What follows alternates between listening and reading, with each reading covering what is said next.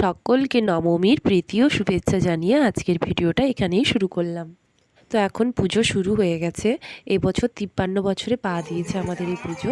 তো বড় দাদা ওখানে সংকল্প হচ্ছিল। তো মায়ের কাছে যে মঙ্গল গান হয় তো ওটা শুরু হয়ে গেছে, এখন ওনারা চলে এসছেন। তো সকালে সবাই স্নান টান করে রেডি হয়ে গেছে এখন। পুজো প্রায় সকাল থেকেই শুরু হয়ে গেছে। তো আমিও ভাবলাম কি মায়ের জন্য একটা বেলপাতার মালা গুঁথে দিই। আমি কিছু করব তাও আবার নিখুঁতভাবে, এটা কি কখনো হয়?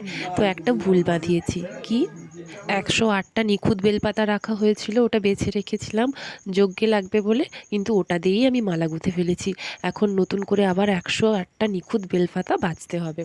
তারপর সবাই মিলে পুষ্পাঞ্জলি দিয়ে নিলাম। তারপর ওদেরকে বলছিলাম যে আমার ব্লগে একটু এসো। তো সব দিদিরা এসেছিল।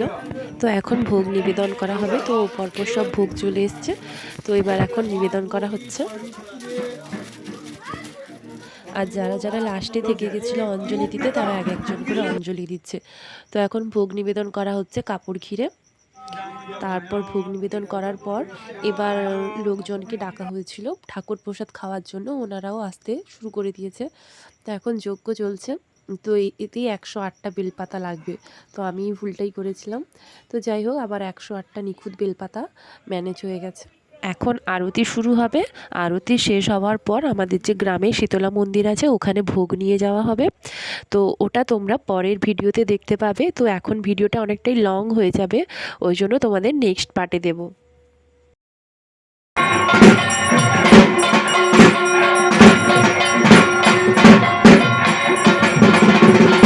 আজকের ভিডিওটা এই পর্যন্ত। ভিডিওটি ভালো লাগলে লাইক সাবস্ক্রাইব করে প্লিজ পাশে থেকো।